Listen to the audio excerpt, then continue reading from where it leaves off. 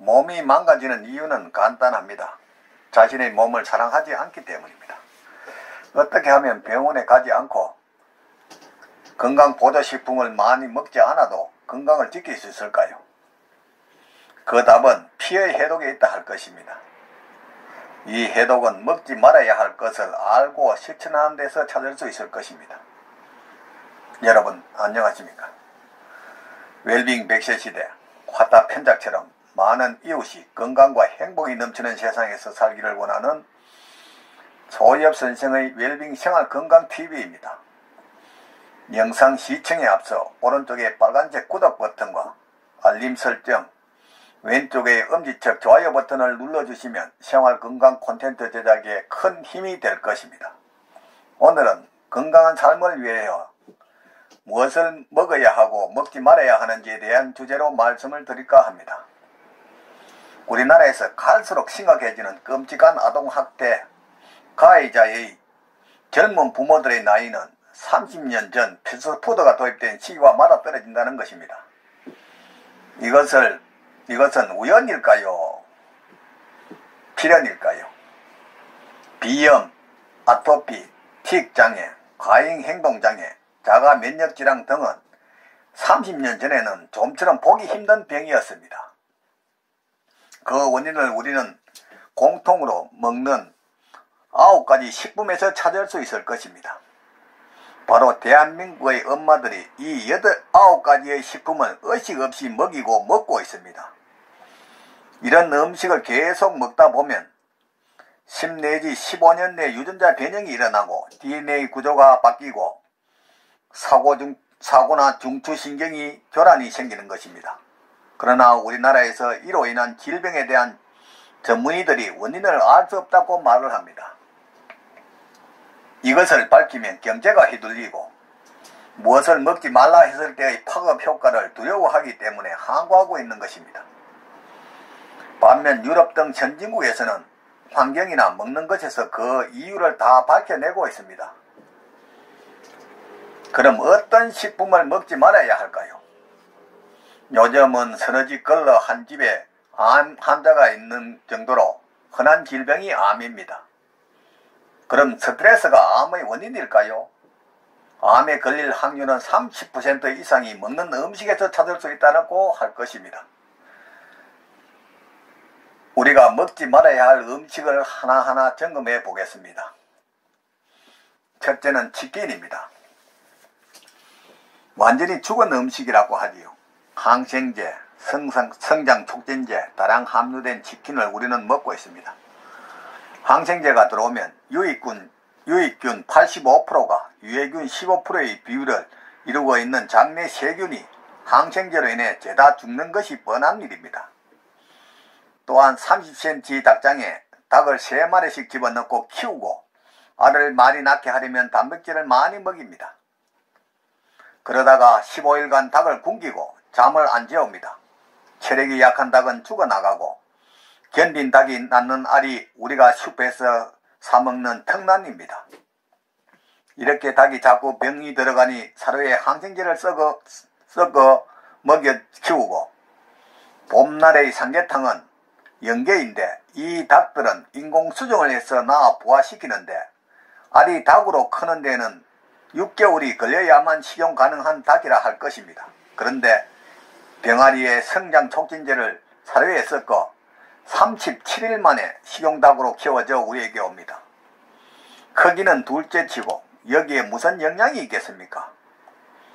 남미, 칠레나 푸에토리코, 브라질 등의 나라는 닭공화국이라 할 것입니다. 이 나라에서 10명 중에서 5명의 아이가 성기가 이상한 채로 또는 생식기가 없는 채로 항문이 막힌 채로 태어난다는 연구 보고서가 있다는 것입니다. 두 번째 찾아볼 것은 밀가루입니다. 밀가루가 우리에게 올 때는 방부제가 다량 함유되어 있고 소화하기 어려운 식품이라는 것은 잘 알고 있습니다. 밀가루가 우리 식탁에 오르기 위해 먼 나라에서 화물선을 타고 오는데 별일 되지 않게 하려고 150cm의 밀가루에 50cm의 방부제를 깔고 다시 이것을 계속 반복한다는 것입니다. 그 후 송풍구를 통해서 골고루 섞어서 나온 것이 우리 밥상의 밀가루라는 것입니다.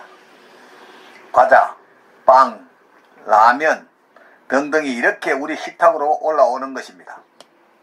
굳이 먹고 싶다면 우리 밀을 찾아 먹으라고 해야 할 것입니다. 탄수화물을 분해할 수 있는 것은 침에 있는 아밀라제 뿐입니다. 씹어서 삼키면 소장에는 이것을 분해할 효소가 없습니다. 이때 췌장에서 아밀라제를 계속 빌려서 쓰게 되니 췌장이 힘들어지고 이로 인해 췌장염과 췌장암이 오고 인슐린 저항성의 당뇨가 온다는 것입니다. 우리는 열심히 씹지 않는 한 결코 도움이 되지 않는 탄수화물을 마구 먹고 병을 부르고 있는 것입니다. 세 번째는 우유입니다. 유선을 정식하는 성장 촉진제인 IGF-1 효소 함유로 유방암과 여성 생식기암 그리고 남성의 전립선암 등을 유발한다는 것은 오래전에 밝혀진 비밀입니다. 또한 약산성인 우유는 마그네슘이 턱없이 부족하여 우유 속의 칼슘은 우리 몸에 흡수되지 않아 우리 몸을 알칼리화하기 위해 폐에서 칼슘을 빼내어 중화하게 됩니다. 이는 칼슘 섭취를 위해 먹은 우유가 도리어 칼슘을 배출하여 골다공증의 원인이 되고 우리 우유 많이 먹은 할머니가 골절과 각종 질병으로 병원을 자주 이용한다는 것입니다. 또한 폐에서 빼낸 칼슘은 알맞게 빼는 것이 아니라 많이 빼내어 남는 것은 혈액 속에 떠다니면서 혈액의 석회화와 죽상동맥 경화증을 일으켜 어깨 통증이라는 오십견과 심내혈관 질환의 원인이 된다는 것입니다. 일단 우유는 송아지가 먹기 위한 것으로 분자 구조가 사람의 것과 전혀 다릅니다. 젖소의 사료에는 IGF-1이라는 유선을 정식하는 효소를 넣는데 이것은 우유에 그대로 남아 여성들의 유방암에 걸릴 확률을 높게 만들고 특히 여자아이들에게 좋지 않다는 것입니다. 우유는 빵, 과자, 아이스크림에 들어가는 우유는 다 좋지 않다는 것이고 동양 사람들은 특히 유당 분해 효소가 별로 없기에 건강을 해친다는 것입니다.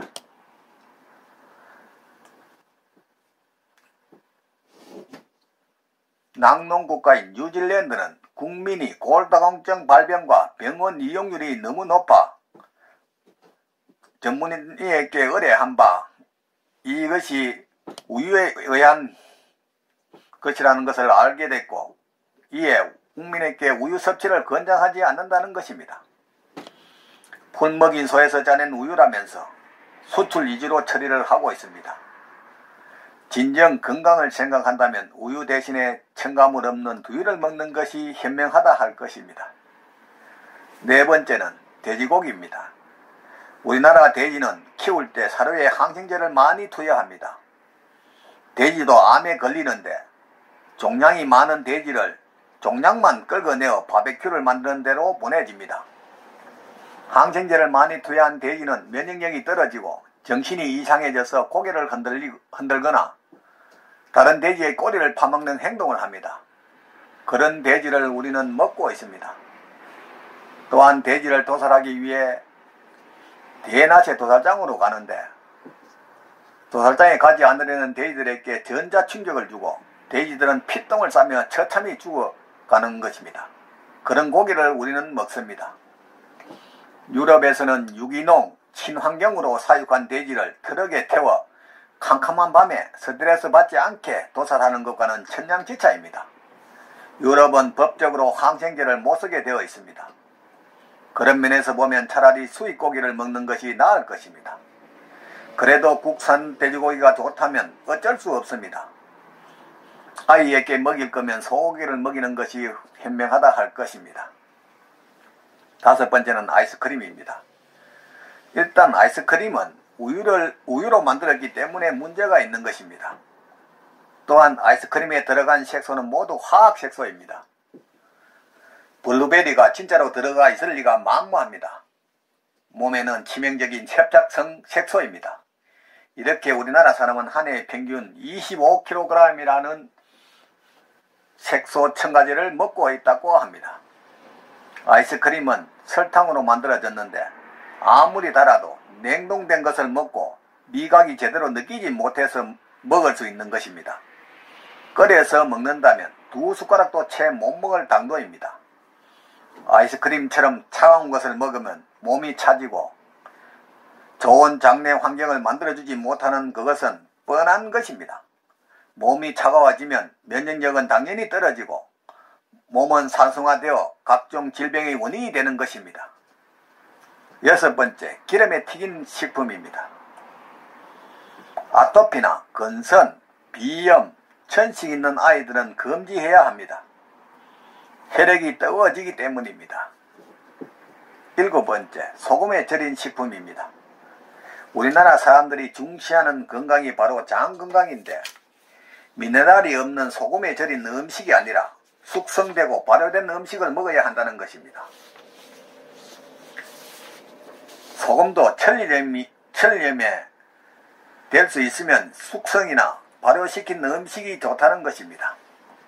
그러나 현대인들은 미네랄이 전혀 없는 깨끗한 정제염을 주로 먹고 있으며 전문의는 이런 소금을 많이 먹으면 만병의 원인이라고 소금 제한을 펼치니 사람들은 모든 소금이 몸에 나쁜 것이냐 싱겁게 음식을 먹어 결국 소금 섭취 부족으로 각종 질병을 앓으면서도 이것이 소금 부족 때문인지조차 모르고 있는 것입니다. 암을 비롯한 당뇨병, 고혈압 등 각종 질병을 앓는 사람의 혈액 속 염도는 정상인의 0.9%보다 훨씬 적은 0.2에서 0.5% 이내라는 사실이 증명하는 것입니다. 이를 아는 사람은 많지 않습니다. 병원 응급실에 실려가서 최초 처방받는 링거주사는 포도당도 영양제도 아닌 염도 0.9%의 소금물로 몸속 염도가 부족하여 쓰러지고 병을 앓는 것인데 이를 사람들은 모르고 있습니다. 8번째는 가공된 고기류입니다. 캔에 들어있는 참치는 5, 6년 가는데 단백질 구조가 완전히 바뀐 것입니다. 발암물질인 아질산염이나 환경호르몬인 비스페놀 A가 들어있습니다. 이걸 열심히 조리해서 아이들에게 주는데 어쩌다 한 번이야 별 문제가 없겠지만 요리하기 쉽다고 자주 먹인다면 건강을 해치는 것은 뻔한 일일 것입니다. 9번째는 커피입니다. 우리나라 사람은 1년에 커피를 1000잔 정도 마신다고 합니다. 커피는 식전에 먹는 것이지 식후에 마시면 위암에 걸릴 확률이 수십 배 높아진다고 합니다. 특히 변비 있는 사람에게 커피는 굉장히 좋지 않습니다. 커피를 즐긴다면 변비도 즐기는 수밖에 없는 것입니다.